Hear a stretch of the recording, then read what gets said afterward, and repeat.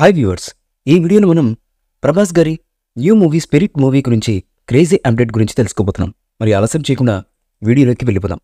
Rebel star Prabhas గారు కృష్ణంరాజు గారి నట వారసుడిగా ఇండస్ట్రీకి ఎంట్రీ ఇచ్చిన ప్రభాస్ గారు తనకంటూ చేసిన మొదటి సినిమా ఈశ్వర్తోనే తనకంటూ ఓ ప్రత్యేకమైనటువంటి గుర్తింపునైతే సంపాదించుకున్నారు. ఇక ఆ తర్వాత ఆయన చేసిన ప్రతి సినిమా కాకుండా ఆయనకి యంగ్ రెబల్ స్టార్గా మంచి గుర్తింపును సంపాదించి పెట్టడమే కాకుండా తనకు వరుసగా సక్సెస్ను కట్టబెట్టాయి. ఇలాంటి క్రమంలోనే ఆయన బాహుబలి సినిమాతో పాన్ ఇండియాలో తన సత్తా చాటుకున్నారు.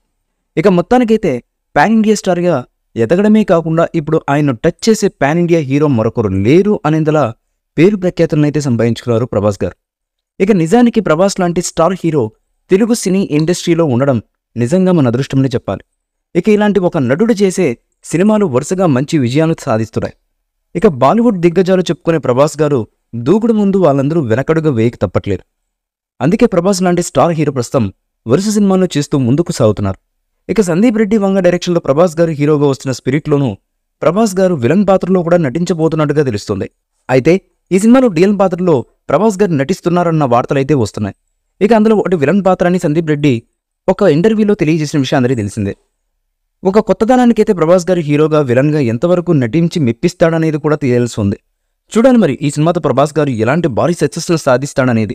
పాన్ ఇండియా స్టార్గా ఎదగడమే కాకుండా ఇప్పుడు ఆయన టచ్ చేసే పాన్ ఇండియా హీరో మరొకరు లేరు అనేందులా పేరు ప్రఖ్యాతులనైతే సంపాదించుకున్నారు ప్రభాస్ గారు. ఇక నిజానికి ప్రభాస్ లాంటి స్టార్ హీరో తెలుగు సినీ ఇండస్ట్రీలో ఉండడం నిజంగా మన అదృష్టమని చెప్పాలి. ఈ మూవీపై మీ అభిప్రాయాన్ని కామెంట్ బాక్స్లో తెలియజేయండి. ఈ వీడియో మీకు నచ్చితే లైక్ చేయండి, షేర్ చేయండి, కామెంట్ చేయండి. మరిన్ని అప్డేట్స్ కోసం మన ఛానల్ని సబ్స్క్రైబ్ చేయండి. అలాగే పక్కనే ఉన్న గంట సింబల్ని గట్టిగా టంగ్ టంగ్ అని కొట్టేసేయండి.